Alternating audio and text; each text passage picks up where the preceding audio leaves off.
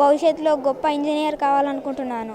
నేను లాంగ్రామ్, లాంగ్బీ, లాంగ్మ్యాన్ ఇవన్నీ నాకు వచ్చు.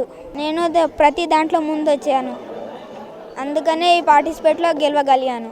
నేను లాంగ్రామ్, లాంగ్బీ, లాంగ్మ్యాన్ మూడిట్లో ఫస్ట్ వచ్చింది. నాకు చాలా ఆనందంగా ఉంది. శేషు మేడం మాకు చాలా బాగా చెప్పింది, అందుకనే నేను ఇంత స్థాయికి ఈ కప్పు గెలవగలిగాను.